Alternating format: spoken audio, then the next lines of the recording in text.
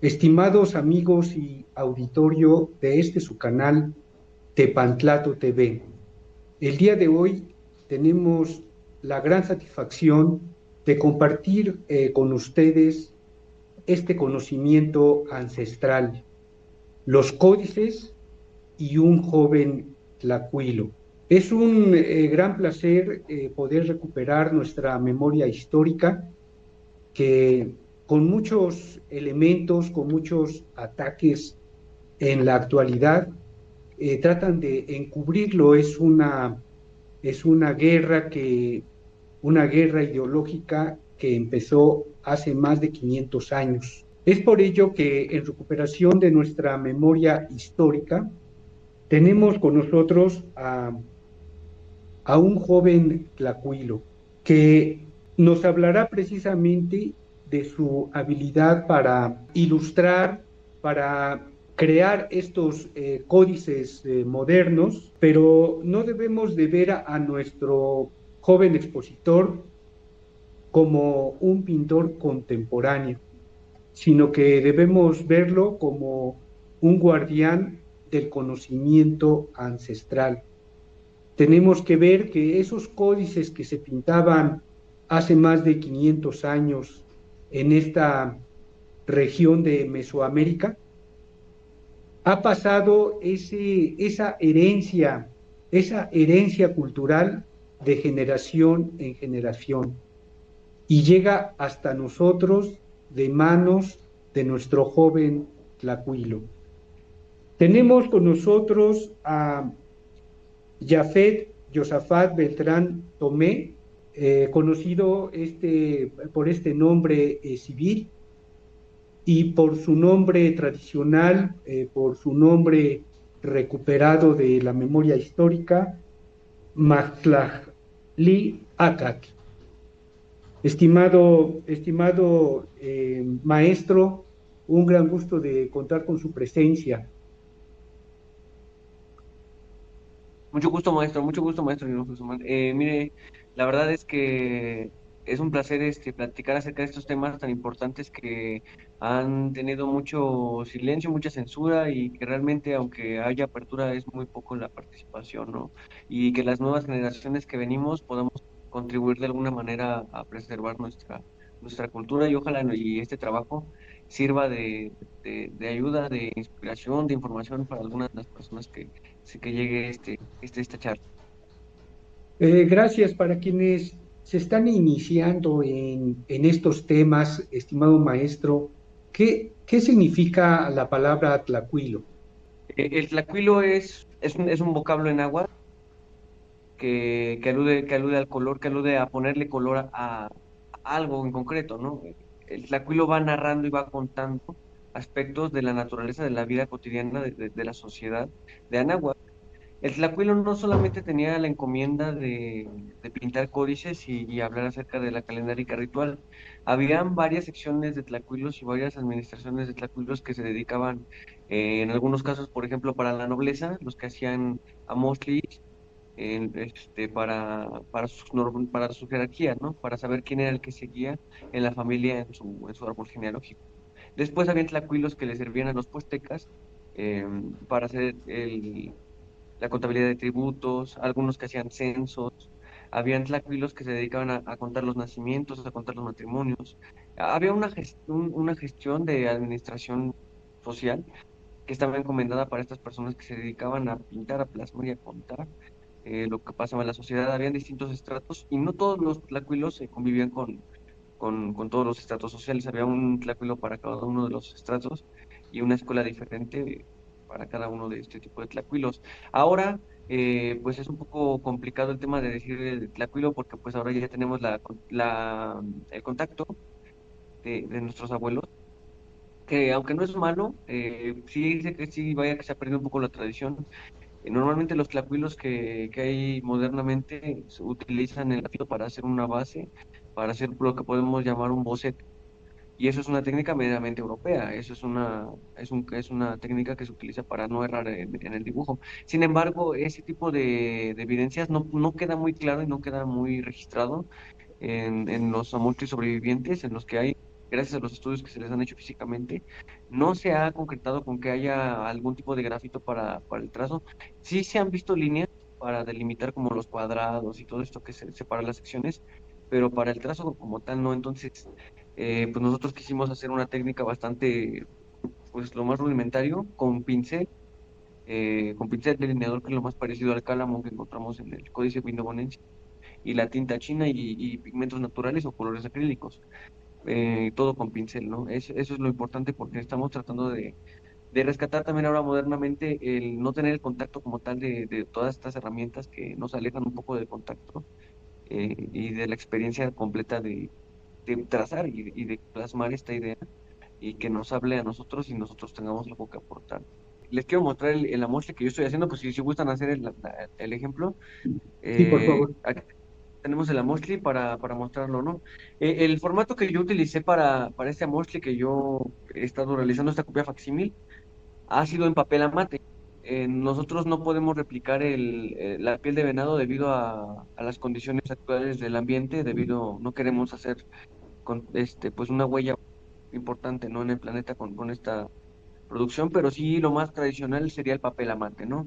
Que lo presentan algunos amoxtli de la tradición mixteca, cuicateca y los códices mayas, ¿no? Realmente los códices mayas son los que sobrevivieron, los cuatro están hechos en papel amate. Entonces, pues sí, estas imágenes que están aquí, por ejemplo, están replicadas en tamaño original. Este amoxtli que tenemos es el Códice Vaticano B. Algunas personas lo identifican como el gemelo de Borgia. Es el amoxtli más pequeño que se ha encontrado en la región de Mesoamérica. Es un documento de 12.5 por 14.5 centímetros que contiene información ritual. Este tipo de amoxtlis contiene información ritual y calendárica, el paso de los astros alrededor del Sol, y contiene un tablero importante que nosotros conocemos como el Tonal Powali, que son las primeras 8 láminas que en este momento les estoy mostrando. Ahí tienen los 260 Tonaltin, los que conocemos como Tonali, sería como el día, para así decirlo técnicamente, pero realmente es como una energía que portaba ese día, ¿no? Que estaba regido por un símbolo natural, que estaba plasmado pues con estos síntesis de elementos, ¿no? Todos estos dibujos hablan de síntesis, son planos, son bidimensionales y no hablan de profundidad. Eh, es meramente sintético el tipo de dibujo que plasmaban nuestros abuelos. Muy diferente a otro tipo de amochis. Por ejemplo, aquí tengo un amochi muy famoso, que a ustedes les va a parecer muy, muy famosa esta famosa página 1 de la amochi Feuerbach Meyer, y podemos encontrar un trazo diferente, ¿no? Esto es una copia facsímil impresa, pero el trabajo como tal, pues pueden verlo, tiene alguna similitud, ¿no? Con los tonos, algunas partes. Eso es más o menos como las imágenes que les podríamos. Eso es un trabajo de usted, ¿verdad, maestro? Quiero decir, ¿esa es una reproducción hecha por usted? Claro, O es el original? no, mire, es una reproducción hecha por su servidor. Lo que pasa es que la original está en la Biblioteca Vaticana. Lo importante es que nosotros como mexicanos no hemos podido estudiar este documento y no nos lo han mostrado en la academia. Hemos comprobado que en la UNAM y en la ENA no se imparten alguna materia que muestre este tipo de documentos. Y es un poco lamentable porque hay universidades de Estados Unidos, de Polonia incluso, que hacen estudios muy importantes de estos documentos y nosotros ni siquiera lo conocemos, ¿no? La copia que tenemos aquí, esta que les mostré ahorita, que está en tamaño original, es la primera copia facsímil que sale eh, en su totalidad hecha por un mexicano.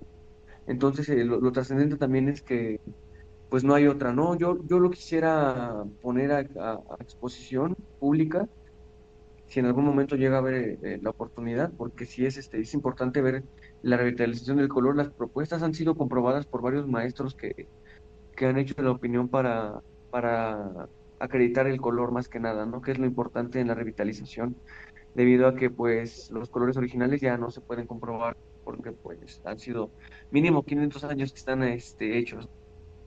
Sí, sí entiendo, digamos, no es, digamos, una fotografía del original, sino que es una reproducción, hecha por usted, maestro. ¿Qué quiere decir Amoxtli? Amoxtli, ok, viene de la palabra amate, el Amoxtli es como tal, está como que dándole la singularidad del sustantivo, como que es este ser, ¿no? Así le pueden haber llamado a este ser, Amoxtli, ¿no? Está hecho de papel amat, el ser de amat, que es pues más o menos lo que podría ser, denominarse, porque nosotros conocemos como códice a este tipo de documentos, pero el códice es un tipo de encuadernamiento europeo en forma rectangular, que se va desdoblando a manera de libro. Sin embargo, este no se va desdoblando a manera de libro, se puede leer así, pero si nosotros lo vemos extendido, es un documento de 7 metros aproximadamente por 12,5 centímetros de ancho. Es lo Ah, diferente de que no es el mismo encuadernado. entonces, digamos que un códice, digamos, hablando con exactitud, es un trabajo encuadernado y el Amoxtli es, digamos, un trabajo como el que usted está mostrando, digamos, como en forma de acordeón, digamos, así puede Claro, ser. claro, en forma de Entonces, biombo. entonces es más preciso hablar de Amoxtli que de códice. Claro, sí, ya nuestro vocabulario también en las clases de náhuatl ya nos están instruyendo un poco más a cambiar el vocablo para también nuestro cerebro empiece a asimilar correctamente lo que es, porque un códice realmente, los códices europeos son los que nos alejan un poco más de lo que realmente pasaba aquí, ya que son descripciones de una persona que tiene una academia ya muy cuadrada y muy concisa, experimentando con una cultura pues que no conocen, ¿no? Es algo muy nuevo para ellos y desgraciadamente pues en los códices ya hay otro tipo de descripciones, hay letras, porque si se dan cuenta aquí no hay ni una letra, no hay nada que te diga, pues este es Quetzalcóatl o aquí está el Cuautli con el Coatl, ¿no? No hay una letra que te lo diga, pero lo que sí nos puede servir para voltear a ver los códices es que todas estas descripciones que los frailes hacían, pues nos ayudan a entender qué dicen esas imágenes. Muy bien, maestro. Pues hablemos un poquito de usted, maestro. ¿Usted cómo se inició en esto? ¿Cómo fue que se interesó? ¿Desde qué edad inició? Platíquenos cuántos años tiene y cuántos años tiene de trabajar como con esta actividad, maestro. Claro, mire, yo actualmente tengo 23 años. Yo creo que yo inicié desde muy pequeño a adentrarme en esas temáticas. A mí me tocó una educación afortunadamente muy rigurosa. Yo recuerdo que en tercero de primaria fue concisamente cuando pasó algo muy canónico. Me tocó exponer acerca de los mayas. Yo recuerdo haber aprendido de memoria 2, 3 páginas, tamaño carta completo, eh, obviamente sin robotizar, ¿no? Que era lo que nos exigía en la escuela. En este aprenderme esta exposición acerca de Chichén Itzá, acerca de Palenque y todas estas zonas mayas, a mí me hizo pensar que había algo más allá en las culturas que nos dicen acerca de que, puros sacrificios o que esto, o sea, realmente una persona que se dedicara a eso no pudo haber construido la magnífica arquitectura y obra de arte que sigue vivo ahorita, ¿no? Entonces, ¿qué es lo que hacía yo en mis cuadernos, en mis apuntes? Hacía dibujitos de vez en cuando de este tipo del códice, ¿no? Que venían en el libro de historia o que venían en algunas enciclopedias. Eh, Algunas imitaciones, desde muy pequeño siempre he hecho de una manera informal y muy autodidacta, pues esta práctica, porque realmente no hay una escuela. Algún tiempo sí llegué a buscar una escuela, pero no hubo una escuela. Fue hasta los 18 años que empecé a trabajar con el Museo de Arte Popular. Eh, Ahí empezamos a hacer alebrijes monumentales y empezamos a pintar guajecitos de estos que se utilizaban antes para cargar el pulque y para cargar el agua. De hecho, miren, tengo uno aquí, se los voy a mostrar porque esas fueron nuestras primeras prácticas. Este ya es uno moderno, pero viene de nuestras primeras prácticas, ¿no? Que es poner el amostli sobre una superficie encalada y que tenga unas formas irregulares. Estamos plasmando información del amostli, entonces forma alguna conexión para desarrollar la habilidad de después ya trabajar el papel a mate, estructurar la ergonomía del mismo documento y ya plasmar correctamente cómo debe de ser y en sus distribuciones armónicas cada uno de los dibujos que estamos hablando. Muchas gracias, maestro. Pues muy interesante su trabajo y vale la pena divulgarlo, porque, repito, estamos en la presencia de un tlacuilo, pero no es digamos, no es un pintor moderno, sino que es la herencia cultural que viene de generación en generación, lo que demuestra que nuestra cultura está viva y y que está renaciendo. Está renaciendo. Platicábamos de eso, maestro, que nuestra cultura está renaciendo. ¿Por qué es esto? Explíquenos en qué momento estamos y por qué seguramente vamos a tener un renacimiento, un reflorecimiento de nuestra cultura originaria. Claro, mire, yo creo que también tiene que ver un factor social en el cual ya estamos transitando por un periodo un poco más liberal de pensamiento. Ya hay una apertura de pensamiento más en nuestro pueblo mexicano. Recordemos que desde el 68 al 71, pues se vio marcado por una ola de violencia muy fuerte de recriminación y de opresión, ¿no? De querer callar y silenciar un movimiento que estaba encarando una posición que no estaban de acuerdo, ¿no?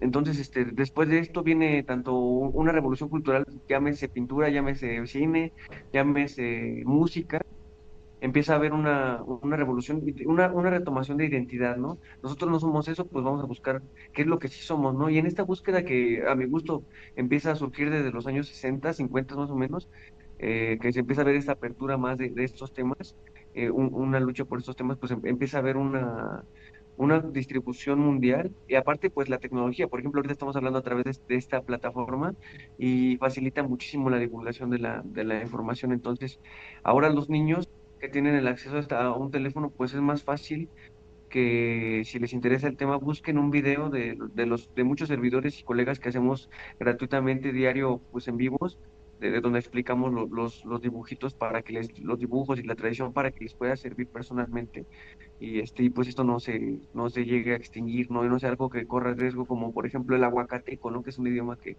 recientemente se declaró extinto, ¿no? O sea, no queremos que siga pasando. Claro, claro, y usted forma parte importante de de esa recuperación de nuestra cultura originaria. Maestro, se va a quedar pendiente averiguar cuáles eran las técnicas que usaban nuestros primeros padres para elaborar estos códices. Esta respuesta la tendremos después de este corte.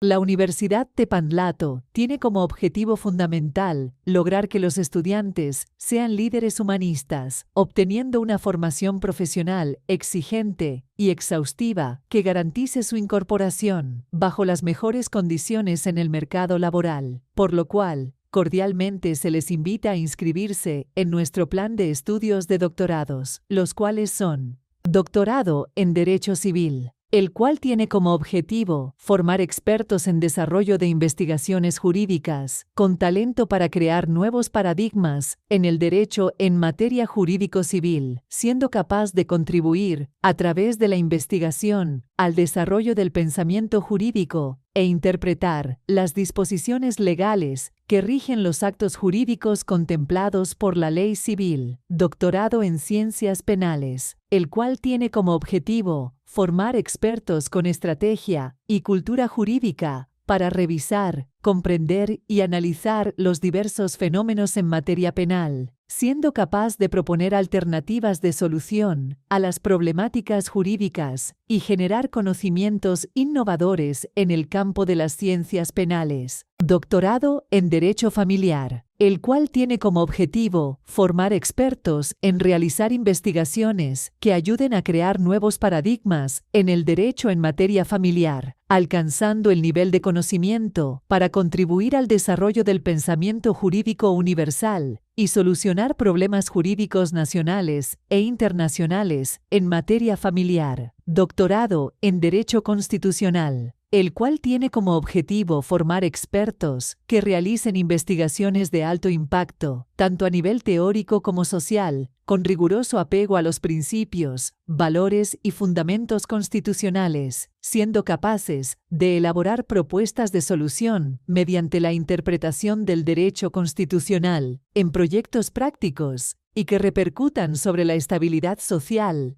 Cabe mencionar que nuestros doctorados se imparten dentro de nuestro campus, ubicado en Baja California, 157, en la colonia Roma Sur, a 2 cuadras del Metro Chilpancingo. Para mayor información, se les invita a comunicarse al número 55 60 26 41 88, de lunes a viernes de 8 de la mañana a 5 de la tarde, y los sábados de 7 de la mañana a 1 de la tarde.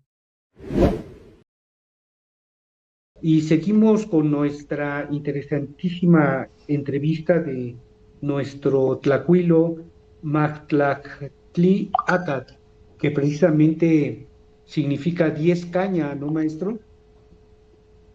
Correctamente, correctamente. Bueno, estoy aprendiendo un poquito más de nuestra cultura originaria y nos quedábamos con la pregunta sobre si nos puede relatar cuáles eran las técnicas que usaban los tlacuilos en el México originario.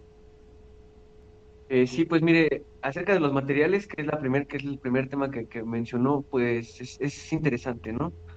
Ha sido un poco difícil estudiar como tal los Zamochtli, los códices prehispánicos, porque pues no están aquí, la mayoría de los códices no están aquí, ¿no? Entonces, los pocos estudios que se han podido hacer por parte de mexicanos, desgraciadamente ya falleció la maestra Ana Díaz, ella fue una de las personas que contribuyó fuertemente al estudio de esta ergonomía. Diana Magaloni y Katarzyna Mikulska de parte de Polonia son personas cabeza de investigación y ellas con sus actuales comentarios nos han arrojado mucho de su ergonomía. Por ejemplo, podemos hablar acerca de la historia incluso de cómo se fueron gestando los periodos de hechura de una mochli. Hay casos de una mochli, por ejemplo, en el Vaticano B, son 10 tiras de venado, de piel de venado, 9 son parejas y una es irregular. 9 son de 70 centímetros y una es de 63 centímetros más o menos. Y eso habla de una ergonomía completamente pensada, de algo bien manufacturado, bien estructurado. Y el encalado que tuvo fue completamente homogéneo, tiene una capa de encalado homogéneo, el cual no fue retocado nunca. Fue una sola pintura y así sobre la pintura se pintó una vez y ya no sufrió una alteración, más que unos palimpsestos que sufrieron después a lo largo del tiempo por parte de otras culturas.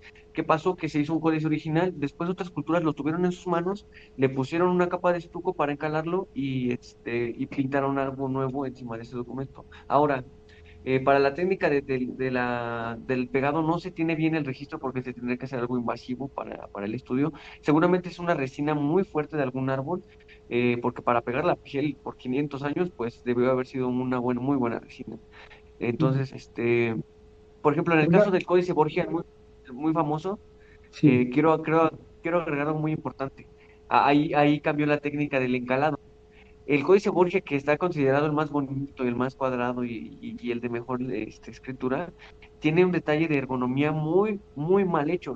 Los trozos de piel de venado a veces son unos más largos que otros y tienen como pestañas largas y unas uniones muy gruesas.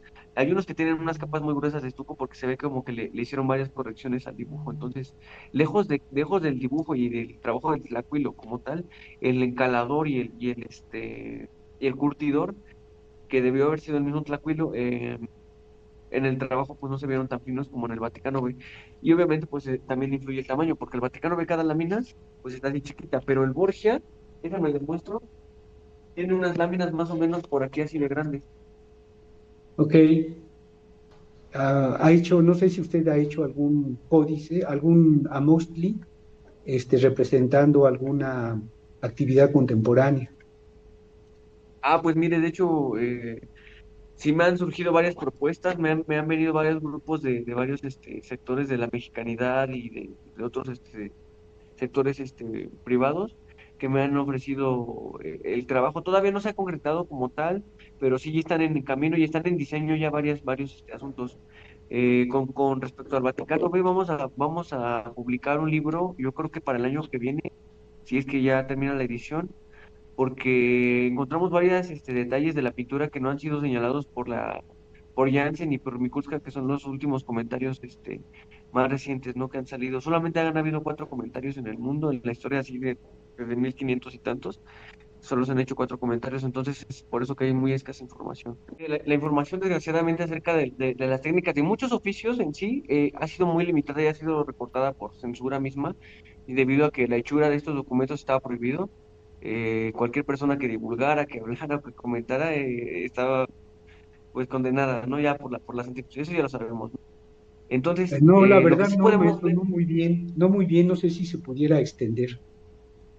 Bueno, sí, mire, la verdad es que es muy importante también mencionar esta parte de que cuando llegan los franciscanos, llegan estos frailes, los primeros que llegan aquí al territorio, pues empiezan a destruir todo, ¿no? O sea, ven todo cómo se destruyó y ven todo por lo que ya se eliminó, y algunos se interesaron en rescatar algunas cosas, pero algunos se interesaron en destruir aún más y en prohibirlo, ¿no? Entonces pasa, por ejemplo, con el fraile Sagún, que él hace un códice de 2000 páginas, que tiene muchísima información. Sin embargo, pues sus colegas no fueron tan amables como él. Eh, Estaba prohibido, estaba muy prohibido, porque se dieron cuenta que la base de la articulación de su cultura estaba aquí. ¿Por qué? Porque con el Tonalpohualli, ellos, que es la cuenta de 260 días, eh, ellos nombraban todo, administraban todo, le llamaban a una planta medicinal, si tenía un nombre salía del Tonalpohualli. Una persona, por ejemplo, nuestro nombre, ¿no? El de su servidor, que es Díez Caña, sale del Tonalpohualli. El sol tiene un nombre calendárico que es Nahuioli, sale del Tonalpohualli. Todo esto es un común denominador de administración. Es como una tabla periódica que administra la cosmovisión de nuestros antiguos abuelos. Entonces, lo que se tiene como técnica acerca de estos códices que se prohibieron, se puede ver en algunos amonchis que tienen a personas pintando como tal. En los códices mayas y en el códice vinomonensis aparecen algunas personas con cálamos. Son están constituidos a partir de un palo largo como un pincel, y tienen unas cerdas muy gruesas y terminan en una parte muy afilada, así como si fuera un amarre grueso de pelo, que es lo que más nos indicaría, ¿no? Ellos también aparentemente utilizaban esto, porque no hay ninguna planta que se utilice para ello. Eh, y actualmente los pueblos que conservan esta tradición de cazar al venado y pintar algo acerca sobre su piel, están en Puebla, y lo hacen con un cálamo, que es una especie como de aguja, como de inyección, como si fuera un tatuaje, que es una varita larga que tiene un orificio donde se le puede cargar tinta, ¿no? Entonces como que levanta ya no así poco a poco, pero no es lo que nos alude el códice, porque el códice sí tiene como unos pelitos largos.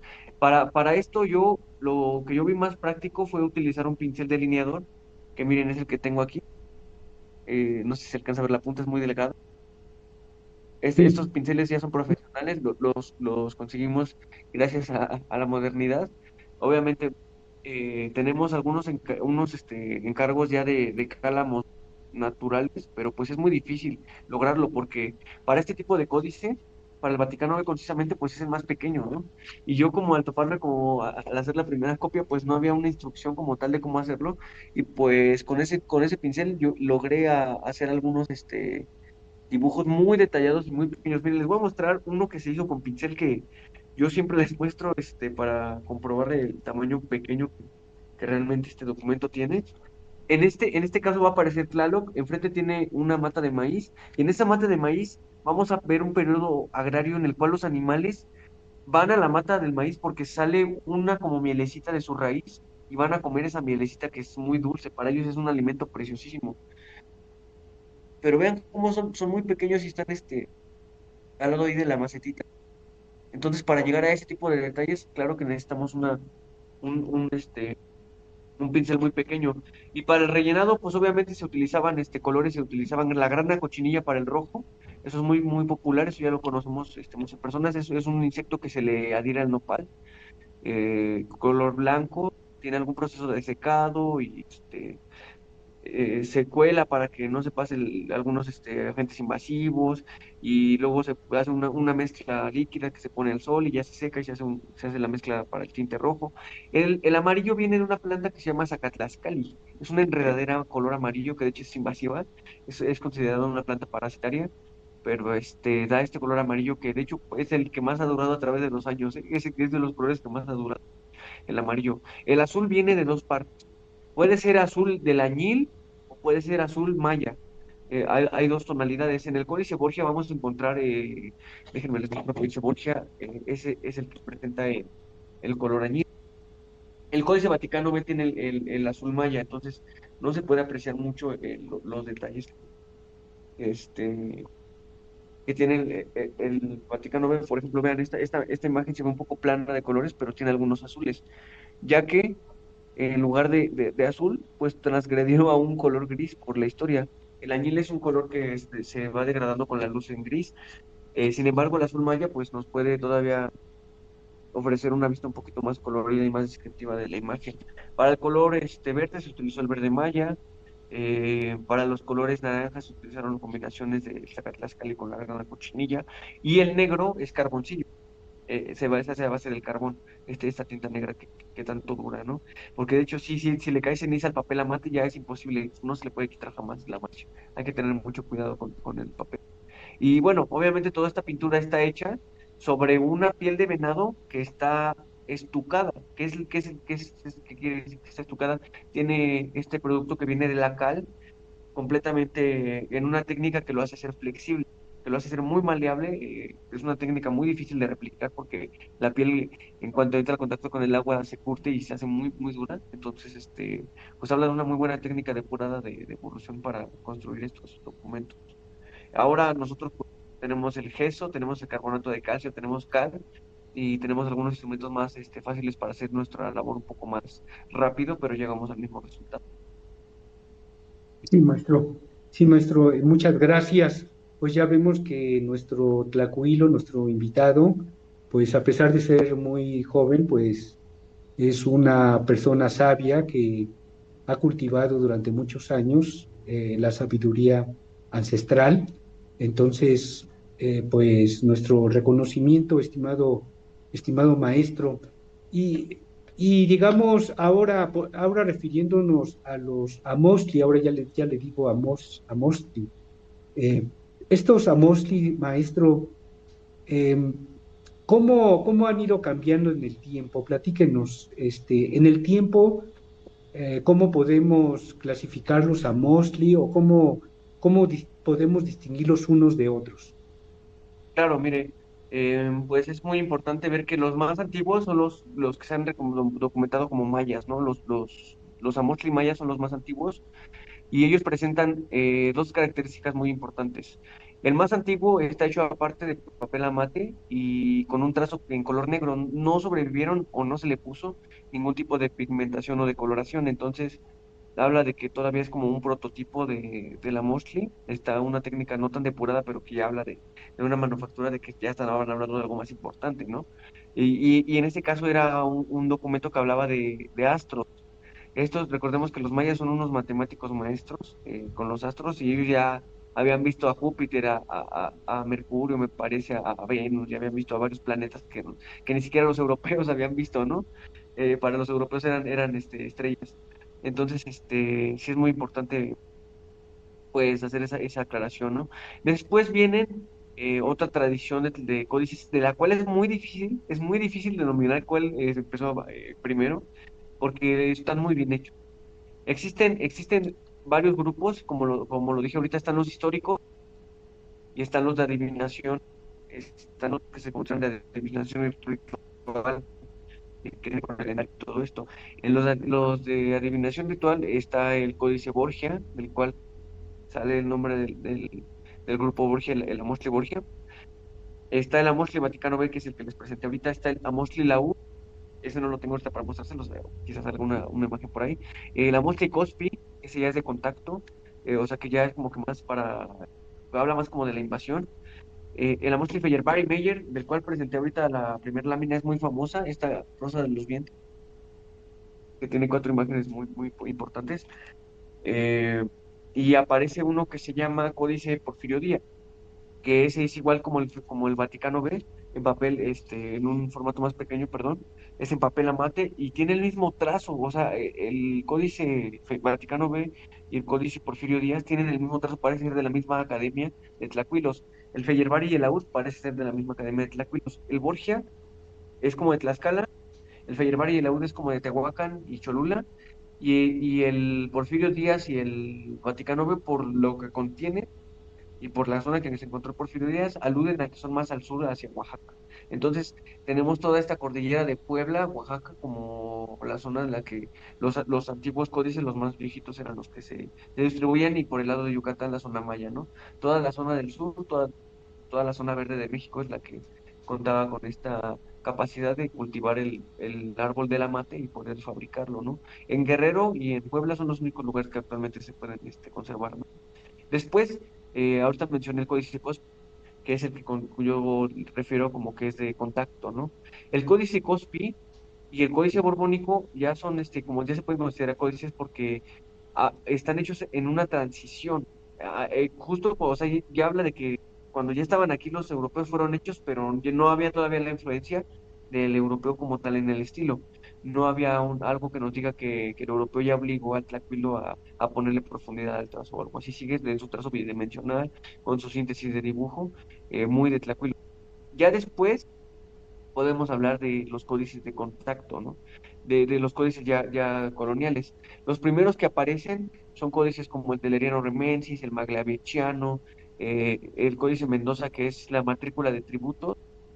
eh, Aparece también otro tipo de códices descriptivos ya de europeos. Eso ya tienen letra, ya están hechos en papel francés, con tinta, con otro tipo de tinta, con otro tipo de materiales. Ya añaden el nimio, que es un material como naranjoso, que utilizan como pigmento, ¿no? Los europeos, y algunos que otros azules y verdes empiezan a meter aquí con la tradición. Ya hay un contacto diferente. Por ejemplo, se puede ver en el Códice Florentino, que es una de las manufacturas más impresionantes de la historia del contacto de los códices. Yo creo que es el mejor códice que existe. Son 2000 láminas, en su mayoría ilustradas, a color por Tlacuilo, y en náhuatl y en español, lo cual es algo muy impresionante todo lo que tiene. Es una joya. No por algo la Inquisición mandó un orden de aprehensión en algún tipo de la historia para cualquiera que lo tuviera, ¿no? Y pues bueno, olvidé mencionar que también había otra orden de Amostli, que son los históricos, que se me olvidó mencionar. Hay un códice que se llama el Suchinutal, muy famoso porque aparece una persona que sí existió. Habla de temas históricos que sí se pueden corroborar en la historia. Es el señor Garra de Venado, Garra de Jaguar, perdón, Ocho Venado, Garra de Jaguar, que es que era un cacique que reinaba algunas partes de la mística del sur, ¿no? Y de algunas zonas costeras de Oaxaca. Habla acerca de su reinado, de cómo vino al mundo, de su jerarquía, de su árbol genealógico, las conquistas que hizo, las veces que se casó, los hijos que tuvo, cómo fue hecho señor con un punzamiento, con una perforación de su nariz. Después, hay otro tipo de códices de Amostlis, históricos, como por ejemplo el Amostli Boturini, la tira de la peregrinación, que habla de todo devenir de los mexicas, ¿no? Desde Aztlán, desde la Chicomostoc, y hasta que llegan y terminan en Chapultepec, ¿no? Después, hay otro como por ejemplo el Vindobonensis. El Amostli Vindobonensis habla de algunos temas de ahí de la mística igual del sur, y algunos temas cronológicos de la mitología. En este inventado Códice Vindobonensis aparece la creación del ser que conocemos como Quetzalcóatl, y Quetzalcóatl aparece en el Códice Vindobonensis como con su nombre de Nueve Viento. En mixteco como aparece Nueve Viento, pero realmente nosotros no tenemos el fonema para decir eso, ¿no? En náhuatl nosotros lo conocemos como Quetzalcóatl, a pesar de que es la misma representación, tiene otro nombre. Pues sí, normalmente esos son los códices, la administración que hay, y pues espero que sí sea como aclarado la pregunta. Sí, maestro, y en cuanto a la información, digamos, los códices que son originarios, esto es, antes de la invasión, pues esos no tenemos duda que es información que proviene pues, de los pueblos originarios, pero ya cuando aparecen los códices coloniales, cuando ya tienen esa influencia de la visión europea, pues ya está intercalada la visión europea con la visión originaria. Entonces, me imagino que la labor del historiador es ver cuál es la influencia europea, aislarla de esa información, hay que aislarla para poder encontrar la información que viene desde antes de la invasión. ¿O me equivoco, maestro? Usted ilústrenos. Sí, por supuesto, fíjese que sí es muy importante hacer la discriminación de información porque desgraciadamente lo que más se estudia son los códices eh, europeos ya de contacto porque tienen letras que podemos entender. Entonces es más fácil para la academia decir, ¿sabes qué? Pues yo te voy a poner un plan de estudios porque pues es lo más fácil, ¿no? Realmente no hay quien te diga, ah, pues esta es una Motley y esta es la página tal, tal, tal, tal, tal, tal, no, es más difícil. Entonces, desgraciadamente hay códices europeos, por ejemplo, voy a poner un ejemplo muy burdo, ¿no?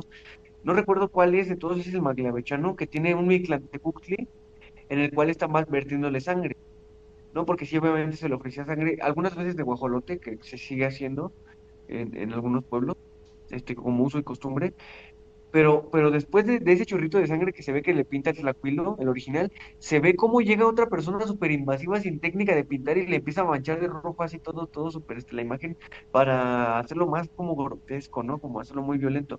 Como porque para ellos la sangre pues no era algo correcto, ¿no? Para ellos el derramamiento de sangre, ya sea humano o animal, era algo muy violento, era algo prohibidísimo, era algo pagano, era algo muy fuerte. Entonces, podemos ver, por ejemplo, también el ejemplo del pozole, ¿no? Dicen que el pozole se hace de carne humana y todo esto viene registrado, ¿no? ¿Por qué? Porque los europeos cuando vieron los códices dijeron, no, no, es que mira, por ejemplo, aquí en el Vaticano me aparece una imagen que es la que está aquí, miren.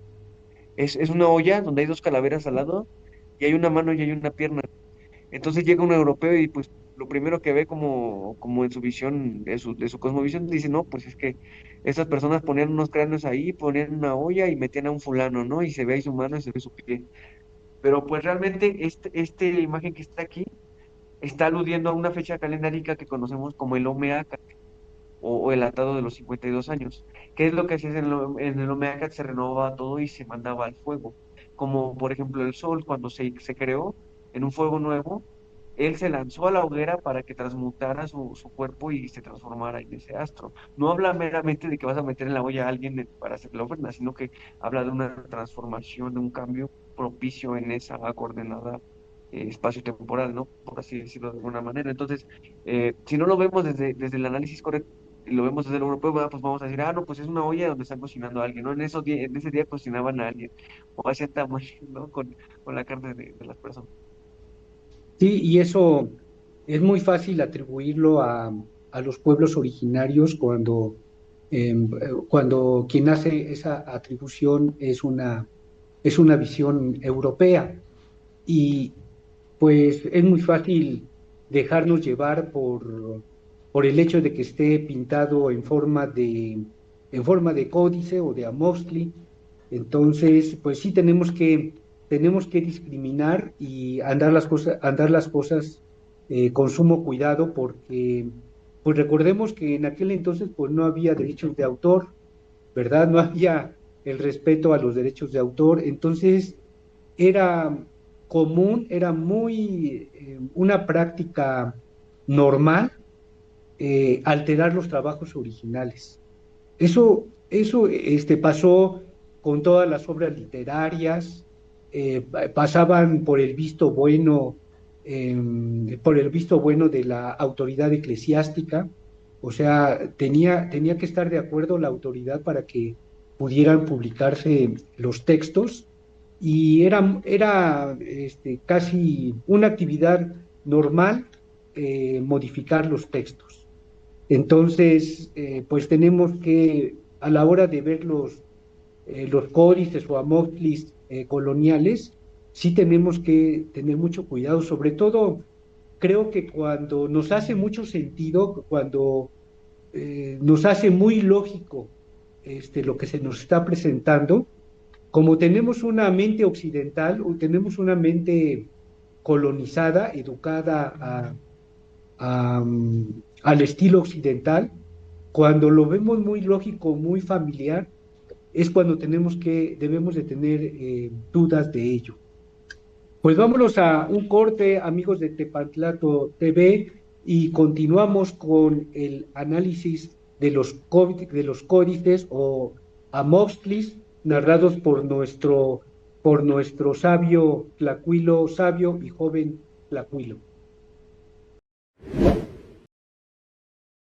La Universidad Tepantlato tiene como objetivo fundamental lograr que los estudiantes sean líderes humanistas, obteniendo una formación profesional exigente y exhaustiva que garantice su incorporación bajo las mejores condiciones en el mercado laboral, por lo cual, cordialmente, se les invita a inscribirse en nuestro plan de estudios de maestrías, las cuales son Maestría en Juicios Orales, la cual tiene como objetivo formar expertos en el campo del juicio oral, capaces de manejar las herramientas conceptuales, metodológicas y técnicas de litigación inherentes a sus procedimientos. Maestría en Derecho Civil, la cual tiene como objetivo que los egresados apliquen las normas que regulan los atributos jurídicos de las personas e integrar las disposiciones legales que rigen los actos jurídicos de los particulares contemplados por la ley civil, así como desempeñarse en las áreas de jurisprudencia y legislación para dar solución a las diversas problemáticas del ámbito civil, ejerciendo la adecuada procuración y administración jurídica en beneficio de la sociedad.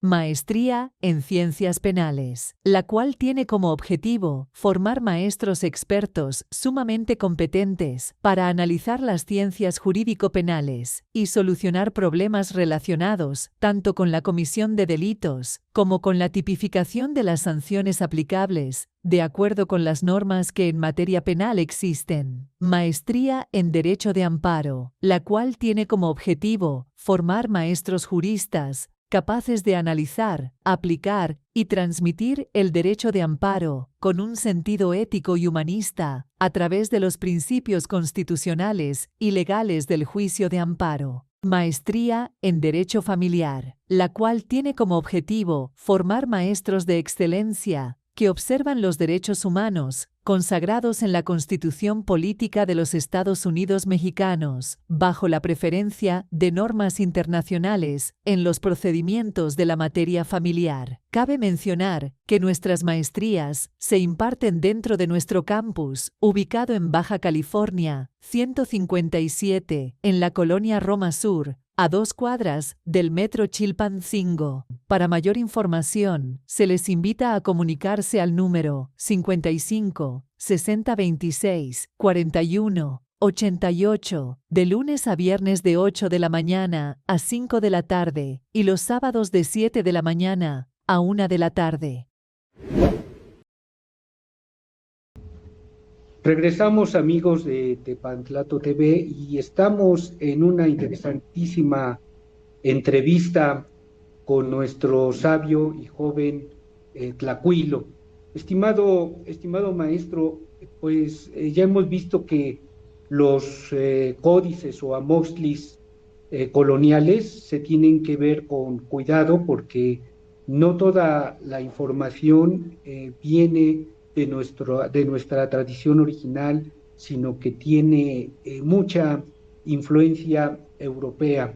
Estimado maestro, quiero preguntarle si nos puede explicar un poquito o un muchito de qué es el papel amate, cómo se obtiene, si nos puede dar idea de, de cómo es posible que nuestros pueblos originarios lo hayan ocupado especialmente los tlacuilos.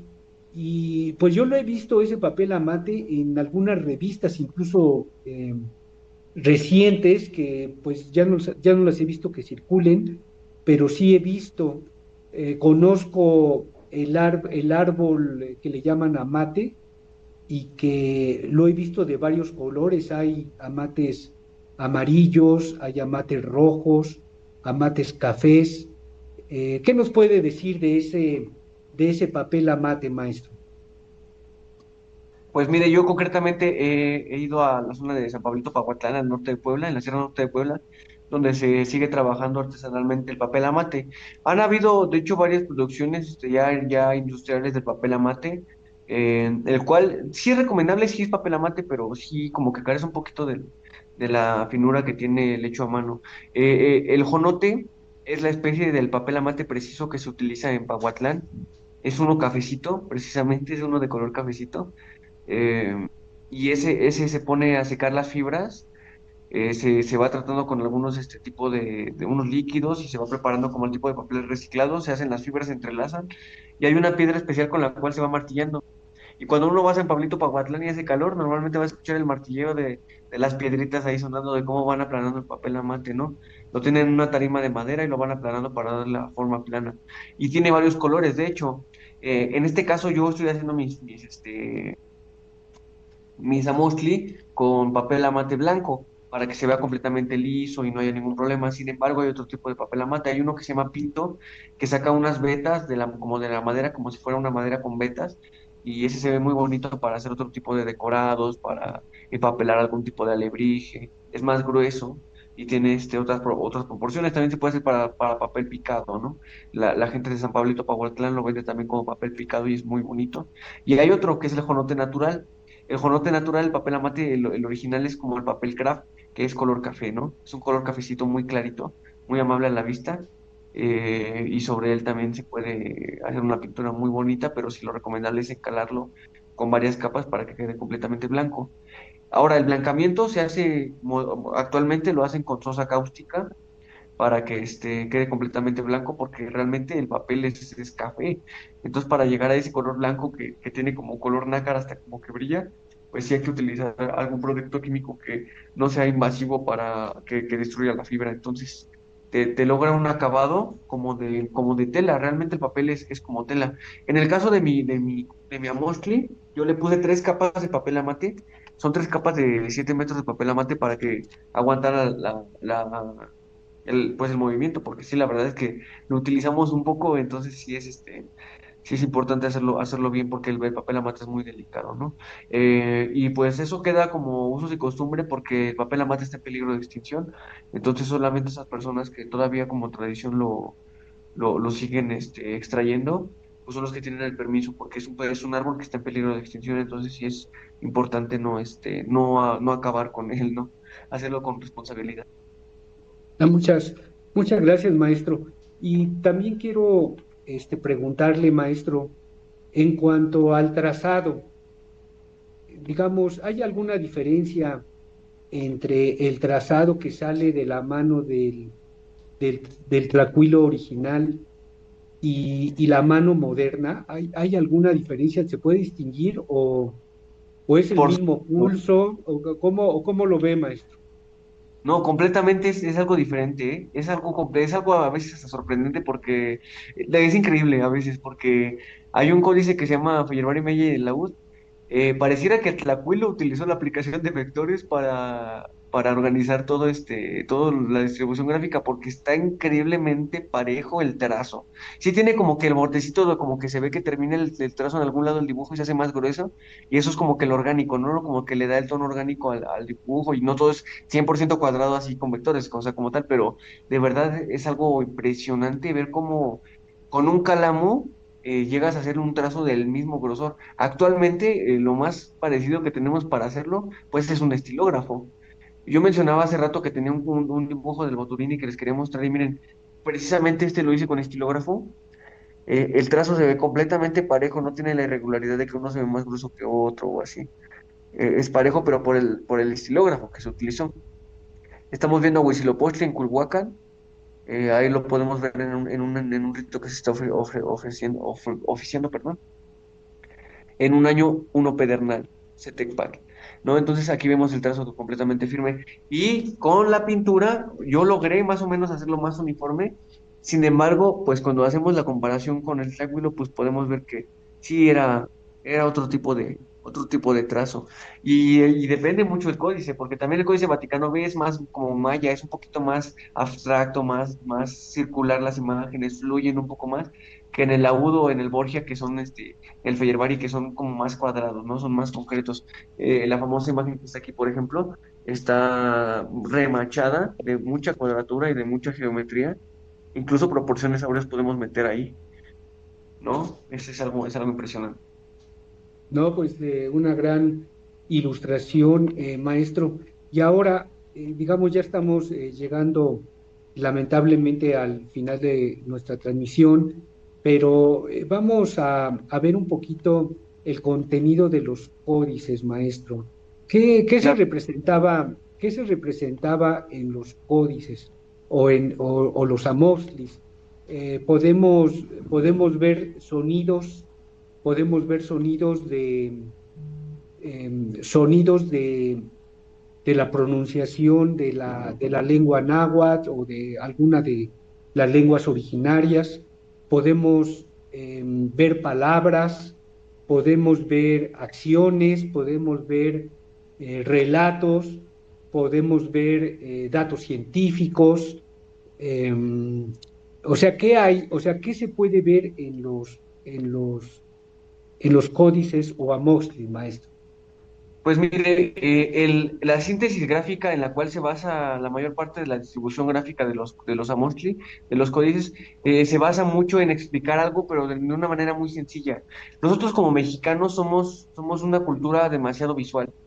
Necesitamos verlo para creerlo y para ver realmente cómo es. O sea, si nos lo platican no es lo mismo que te plasmen una imagen. Por eso nosotros, en el caso de los Amostlis mixtecos, no metemos palabras, no se meten palabras pues también en los nahuas no le meten palabras nahuas para explicar el dibujo. ¿Por qué? Porque se entiende un idioma y la manera de transmitirlo era oralmente. El tlacuilo pinta, yo te enseño la imagen y pues entonces empezamos a compartir la palabra y esa es la manera en la que se transmitía el conocimiento, las leyendas y todo esto. Recordemos que México es propulsor de la caricatura desde Juárez. Entonces, somos unas personas demasiado gráficas. De hecho, hay reclamaciones todavía del 1600, 1700 y tantos de personas que reclaman sus tierras a personas con códices ya más adelante de otros siglos. Entonces, hablamos de que somos una cultura completamente visual. Ahora, en nuestro contacto visual y en nuestro lenguaje visual, en el caso de los amorfos nos vamos a encontrar algo más difícil de interpretar si lo queremos leer literalmente, porque es muy metafórico y es muy abstracto. Una imagen con una posición no es lo mismo que la misma imagen con la posición viendo hacia abajo o con la mano alterada con otra posición. Entonces, cada uno de los detalles que aparece en el dibujo te va a decir una información acerca de cómo se lee o por qué está así de esa manera. El canon de lectura, por así decirlo, es que la mirada de los protagonistas de las escenas, de quien sea que esté ahí, va a estar viendo hacia donde se debe de leer el Amostli, hacia donde debes estar leyendo el Amostli. Eso es algo muy importante, porque es uno de los principios para empezar a leerlo. Ahora, podemos hablar de temas un poco más concretos, por ejemplo, la cuenta de los 260 días que hemos estado mencionando mucho en la plática nos habla acerca de una distribución de 20 por 13, 20 símbolos administrado en trecenas, que era como una semana para ellos. Los símbolos son naturales y solamente son dos abstractos creados, por así decirlo, del hombre, pero pues que tienen alusiones a la naturaleza, ¿no? En orden son el lagarto, el viento, la casa, la lagartija, la serpiente, muerte, venado, conejo, agua, perro, mono, hierba, carrizo, jaguar, águila, sopilote, movimiento, cuchillo de pedernal, lluvia y flor. Son los 20 elementos que se distribuyen entre escenas. Cada 13 días iba cambiando los días y le iba dando como que una administración diferente. No se repetían los días en los 260 tonalis, ¿no? Que van apareciendo. Ahora, estos 20 glifos están sintetizados de una manera gráfica en dibujitos. Los dibujitos, estos que están aquí, nos van a empezar a guiar cómo se lee todo el códice. Empezamos por el lagarto, viento, casa, que en náhuatl sería Zipactli, Ejecat, Cali, Cuetzpalin, Coat, Miquistli, Mazatl, Tochtli, Atl, Izcuintli, Ozomatli, Malinali, Acat, y luego nos vamos a la otra página con el Ocelot, y luego Cuautli, Coscacuautli, Olin, Tecpat, Kiahuit y Xochitl, y otra vez repetimos el lagarto. Y así nos vamos yendo en la administración de los 260 tonales que están distribuidos en estas 8 láminas, que son pues algo, ¿no? Bastante largas. Las imágenes que aparecen arriba, en este caso de las 8 láminas, son ritos correspondientes a esos días que van transgrediendo temporalmente. Miren, estas son las imágenes, son las que aparecen aquí abajo y aquí arriba. Son imágenes diferentes. Ahora, cuando aparece acá adelante otras escenas de la Mostly, tenemos otras escenas, vamos a encontrar Los mismos tonalis que le van a ir dando una administración diferente y que te van a ir indicando cómo va a leerse cada una de estas imágenes y en qué periodo las vamos a estar encontrando. Misma razón la encontramos para otro tipo de cuestiones, como por ejemplo los nacimientos de los niños. Ellos venían administrando el nacimiento de los niños desde la gestación, desde que era concebido el niño y empezaba a desarrollarse, desde que había la unión del óvulo con el esperma. Entonces, pues los tonales que están aquí en medio, en este caso de aquí, por ejemplo, aquí está el lagarto, el viento es una bolita, la casa y la lagartija son otra bolita, luego sigue la serpiente, y así están sintetizados los días, nos van como que ayudando a contar las cosas. Es la manera en que ellos administraban, como que a grosso modo, porque realmente podemos hablar de una página por una hora completa, ¿no? Ok, muy bien, maestro. Perdón por usar aquí una palabra inglesa europea que me traiciona aquí el subconsciente. Estimado maestro, y pues ya estamos en los últimos minutos ya de nuestra presentación. ¿Hay algo que en especial que, que pudiéramos leer para nuestro auditorio, maestro? ¿Tiene o lo dejamos para otro programa para dejar picados a nuestro auditorio? ¿Hay algo que usted pudiera decir? Miren, aquí está representado tal o cual cosa, así con un poquito de detalle. Sí, mire, le voy a mostrar una imagen que sí es un poquito como que vuela cabezas, porque toda la vida hemos compartido la imagen de Quetzalcóatl como una serpiente emplumada, ¿no? De hecho, lo que todos conocemos como Quetzalcóatl es una serpiente emplumada, ¿no? Tipo alargada, ¿no? Que tiene sus plumas alrededor de la cabeza. Sin embargo, Quetzalcóatl aquí en los códices nunca aparece así. En los precuautémicos nunca aparece así, jamás aparece así. Y esa serpiente que emplumada aparece, pero no aparece, de hecho, nunca acompañando a Quetzalcóatl. Quetzalcóatl aparece así, miren.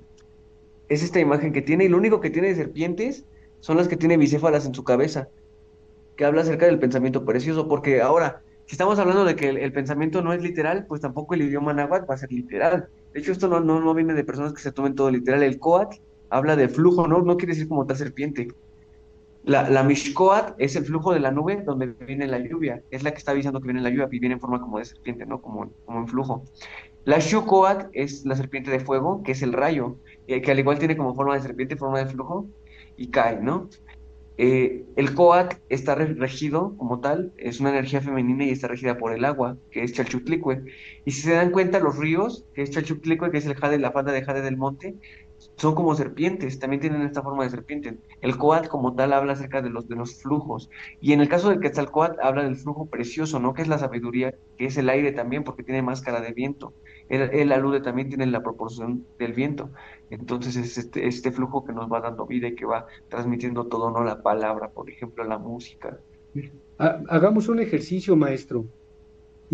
Hagamos, digamos, pensemos que estamos en el Calmecac, ¿no? Estamos en la escuela originaria, y todos estamos sentados alrededor de nuestro maestro, que es nuestro tlacuilo, y, no, y saca de la biblioteca de la escuela, saca un amoxtla, y el maestro nos dice qué es lo que podemos ver en esa imagen. Entonces, todos nosotros somos sus alumnos, maestro Tlacuilo, somos sus alumnos, estamos en el Calmeca, y usted nos va a ilustrar con su sabiduría, cómo se enseñaba en esos años antes de la invasión. Adelante, maestro. Bueno, pues miren, antes que nada, pues una de las mayores partes de la enseñanza humana, pues es el ejemplo, ¿no? Un maestro no puede ser maestro si no vive y experimenta en carne propia cada segundo lo que muestra y lo que explica. Entonces, desde muy pequeños a los niños se les va enseñando un contacto auténtico con la naturaleza y con la vida, que es lo que estamos plasmando en los amochis. Entonces, lejos de pensar que la sabiduría y todas las respuestas están en estos libros, las vamos a encontrar afuera, ¿no? Todo lo que nos habita en la naturaleza tiene un porqué y ha tenido una trascendencia histórica, que tienen un orden lógico, tiene una geometría de la cual nosotros vamos a ser partícipes y tenemos que encontrar el equilibrio en ello para poderlo plasmar en el libro, porque el libro no es el fin, el libro es el medio. Entonces nosotros como investigadores, como gente interesada en la MOSTLI, como futuros tlacuilos, como tlacuilos, lo que nos acomete es ser congruentes, hacer lo que decimos, decir lo que pensamos y que todo eso vaya en una armonía perfecta con la naturaleza, ¿no? Hablamos de respeto, hablamos de muchos valores que desgraciadamente hoy no se ven, pero que son necesarios para hacer la pintura, porque la paciencia, por ejemplo, es fundamental para empezar a entenderlo incluso, ¿no? Para pintarlo es claro, ¿no? Pero para empezar a entenderlo es tener mucha paciencia porque tenemos que desaprender y volver a aprender algo que no nos han enseñado bien. Entonces hay que tener una disciplina fuerte de saber que esto va lento, lento, poco a poco. Y como personas, pues vamos teniendo nuestros propios tiempos, vamos teniendo nuestro propio camino y es importante reconocerlo y reconocernos como comunidad, porque no somos individuos, no somos individuales, somos comunidad, somos parte de una comunidad y es lo que a veces nos aleja, ¿no? Yo podría poner algunos ejemplos de que sí podemos hacerlo, o sea, suena utópico, pero no sé, a mí me tocó vivir el sismo del 2017, del 19 de septiembre, y en esos días a mí me tocó ver cómo realmente los mexicanos, sin hablarnos, sin hacer un grupo de WhatsApp, todos sabíamos qué hacer, o sea, todos sabíamos que tenemos que ir a ayudar a tal lado, tú a tal lado, tú haces esto, tú haces esto, sin decir nada, o sea, es algo increíble cómo eso no se ha muerto, es imposible que se haya muerto la comunalidad porque es algo que como mexicanos tenemos como valor y es importante que no se vaya, ¿no? Que es lo más importante aprender, lejos de aprender a pintar, creo que luego se desvía mucho uno por el ego, por las cosas personales y se olvida de hacer comunidad porque al final de cuentas los abuelos lo hicieron para que nosotros lo estudiemos y así lo deberíamos de hacer, ¿no? Para que las futuras generaciones tengan un poquito la semilla, ¿no? De lo que es esto, un conocimiento milenario. Pues ahí tenemos, amigos, una enseñanza en nuestro Calmecac. Es una enseñanza que viene desde hace más de 500 años. Eh, Honrar nuestra palabra es la primera enseñanza de nuestro maestro. Respaldar nuestra palabra con nuestras acciones. Tener paciencia para entender el universo y la solidaridad que siempre ha existido entre todos los mexicanos. Muchas gracias por sus palabras sabias, maestro. Muchas gracias a la producción, muchas gracias a nuestro auditorio. ¿Cómo se dice gracias en náhuatl, maestro? Tlazocamati, para decirlo sería Nimis Tlazocamati. Yo te agradezco. Tlazocamati, Tlazocamati. Nos vemos, hasta luego. Muchas gracias por la conversación. Hasta muy pronto.